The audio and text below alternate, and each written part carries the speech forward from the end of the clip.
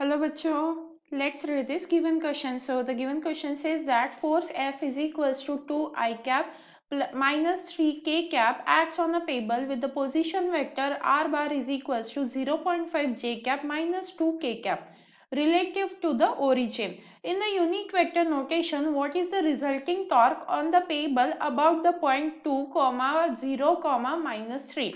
तो देखिए बच्चों, क्वेश्चन में हमें पेबल के ऊपर फोर्स जो एक्ट कर रहा है वो दिया हुआ है, देन इसके बाद पोजीशन वेक्टर्स दी हुई है और हमसे पूछा है कि टॉर्क कितना टॉर्क एक्ट करेगा उस पेबल पे। तो इस क्वेश्चन को सॉल्व करने के लिए हमारा की कंसेप्ट क्या रहेगा? की concept to solve this question is torque का फॉर्मूला। टॉर्क कैसे फाइंड आउट किया जाता है? जब पोजीशन वेक्टर और फोर्स दिया हो तो position vector cross force vector. अब यहाँ पे अगर हम देखें तो हमारे पास दो पोजीशन दिए, तो हमें रिजल्टेंट पोजीशन फाइंड आउट करनी होगी। तो फोर्स वेक्टर हमें दिया हुआ है 2 आई कैप माइनस 3 के कैप करके। इसी के साथ हमें पोजीशन वेक्टर आर वेक्टर दिया है, तो वो क्या है 0.5 जे कैप माइनस 2 के कैप दिया हुआ है। अब मान लेते हैं कि जो पॉइंट दिया है उसे पी वेक्टर कंसीडर करेंगे, तो ये है 2 आई कैप माइनस 3 जे कैप। तो इस तरीके से हमें डेटा गिवन है। अब यहाँ से हम क्या करेंगे? आर डैश फाइंड आउट करेंगे। तो आर डैश कैसे आ जाएगा हमारा? R vector minus P vector. तो आर वेक्टर क्या है? 0.5 जे कैप माइनस 2 के कैप है, माइनस पी वेक्टर क्या है? 2 आई कैप माइनस 3 जे कैप है। तो इसे सॉल्व कर लेंगे, क्या मिलेगा हमें? यहाँ से यहाँ पे आ जाएगा माइनस 2 आई कैप प्लस 0.5 माइनस 0 जे कैप। यहाँ पे लिखते समय ये जो है ये क्या है हमारा? 3 के कैप है, तो यहाँ पे गलती कर दी है, ये के कैप आ जाएगा क्योंकि जे कैप के लिए कोई भी कोएफिशिएंट दिया ही नहीं, तो ये के कैप है और ये भी के कैप है। तो हमें ये ध्यान में रखना है कि हमें जो आई वेक्टर के अलॉन्ग है वो सब ठीक से देख के लिखना है।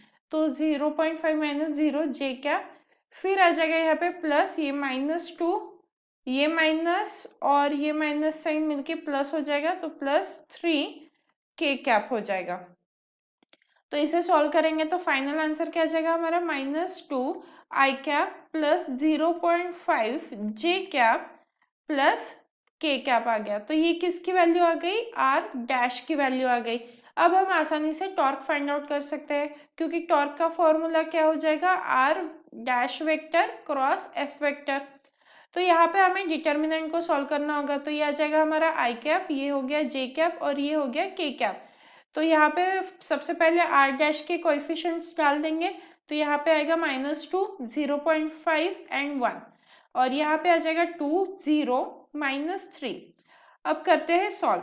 क्या हो जाएगा? आई कैप यहाँ पे आ जाएगा हमारे पास 0.5 -3, 0.5 इंटू -3, तो वो हो जाएगा -1.5।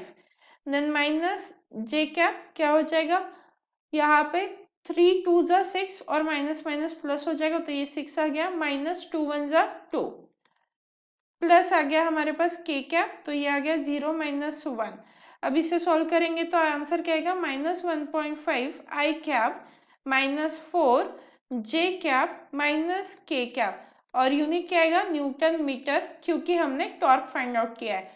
So as per the question, the final answer for the given question, that is the resulting torque on the pebble about the point 2, 0, -3 is -1.5 I cap minus 4 J cap minus K cap Newton meter. Hope you understood it well. Best of luck.